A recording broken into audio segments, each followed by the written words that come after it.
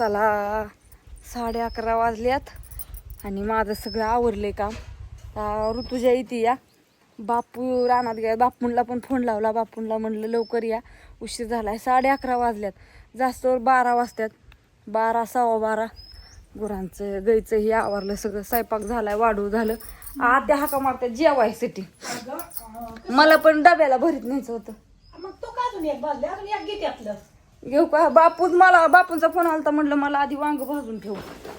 म्हणलं मला वांगच खायचं या. मग काय होतं संध्याकाळचं हे जेवायला. मग धरा हा. आता कधी हो भाजायची? मसाला आणि तेल तिथं कालवायचं. तिथं हाय की सगळं. फक्त भाजायला पण गॅसवर भाजावं लागेल. मग नाही गॅसवर नका. मग काय नाही ती भाजायला. भाजल की एखादं तवर. एखादं घेऊन कुणाला परत खायचं हे असलं तर. आता हा व्हिडिओ तुम्ही संध्याकाळपर्यंत बघायचा. संध्याकाळपर्यंत. भाकरी का हो एवढी जाळी? वांग्याचं भरीत, चपाती, मोकळं बटाट. गडबडीत काय होतंय सुचा नाही काय. सगळं काम आवरून झालंय आता. आणि आता आमची जायची तयारी. आत्या म्हणल्या व्हायचं आता हरभऱ्याच्या आत्याला भाजी खुडा म्हणलं. उद्या लावती एक बाय. आज काय होईल ती होईल खुडा. का बऱ्याच जणांच्या ऑर्डर इथं हरभऱ्याची भाजी द्या आम्हाला. मिळन पण 8-10 दिवस थांबा. होय नाही ती सावलीला वाळवावं लागतं. उन्हात बी वाळून जमत नाही, पांढरी शिपत पडते. त्याच्यामुळं तुम्हाला देईन मी. पण एक 8 दिवस थांबा. सगळ्यांना देईन ज्यांना पाहिजे त्यांना सगळ्यांना. अजून टायमिंग आहे. अजून दुसरा हरभरा एकरातला. अजून त्याला टायमिंग आहे एक 15-20 दिवस भाजी खोडायला आहे ना. कसं आणि तुम्हाला दिलं तर सगळं व्यवस्थित द्यावं. नाही तर काय देऊन फायदा आहे. आणि परत ना तुम्ही पुढल्या वर्षी मला मागितली पाहिजे की. नाही दिलेली बरी की तसली घ्यायची म्हणल्यावर. लाकडं लुकडं त्याला कसला एकदम कवळा करावं लागतं. झाडाखाली टाकायची. त्याच्या वरनं पॅक परत हे टाकावं लागतं. काही खायला पांढरं कापड. आपली साडी ही पातळ काय म्हणा. पातळ कापड पांढरं टाकायचं. लय नका हाते मसाला टाकू बाबा. आणि मग तिथून पुढे ती मग वाळायची. आणि ती वर हलवायची. हात पण दुखतोय कशाचं टाकावं लागेल. झाडाखाली टाकावं लागेल. त्याला पॅक झाडाला तिथं लिंबाच्या झाडाखाली आधी खुडून आणायची मग वाळवायची घरी थांबून. मग पॅक परत ना ते बाजू पॅक वरण खाल्लं. शनिवार रविवार आणणार नेणं असतात घरी. नाही ते झाडाखाली पॅक करायची. पण बाजालाच वरण खाल्लं पॅक बांधायचं. आणि मग ते पातळ कापड बांधायचं पांढरं. चला वांग्याचं भरीत चुलीत भाजून कुणाला आवडतं बरं? सगळ्यांनी पटापटा सांगा. होय आत्या? अगं सगळ्याला ग चुलीत भाजलंय.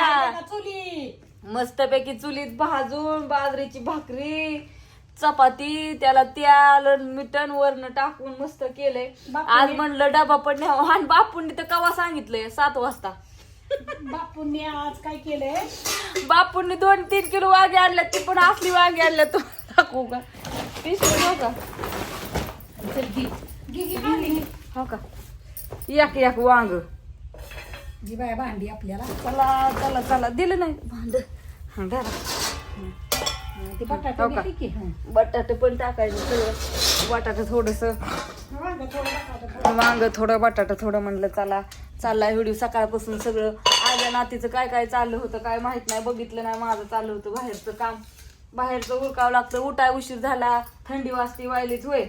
लय कुटानं बाकीचं पण हायत.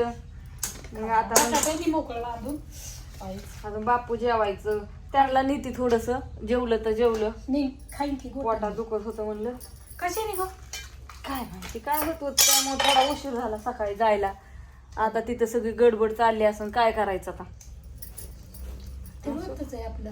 आता काय आता ये दिवसाला पाठवून दिवसा मागे दिवसा द्यायची पासून आता काय. आणि आज तर मंगळवार म्हटलं की चलतंय धुमाकूळच. आता यायला पण उशीर होतो. काय करायचं 12, 12:30, 1 वाजती तिथनं झोपायचं. सकाळ कमीत कमी 7 वाजता तरी उठलं पाहिजे. तेव्हा ही होते. जाग येत नाही लवकर 7, 7:15 वाजता आहे का नाही.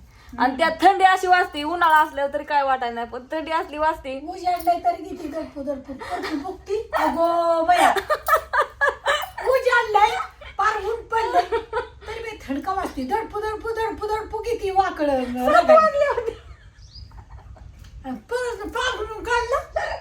अरे द्या चावलं ती पाहिली का नाही अहो आमचं बापूला तर कोथमीर काय नको म्हटलं तरी ऐकना आणि काय लय तरी जर्किंग म्हटलं ती घाला टोपी घाला जा शोटर घालत जा परत हातात बोटात घालाय तसलं आणलंय पण ते घालतात का नाही काय माहिती काय करता गार लागतं असू द्या या सगळेजण जेवण करा वांग्याचं भरीत बाजरीची भाकरी बाय सगळ्यांना.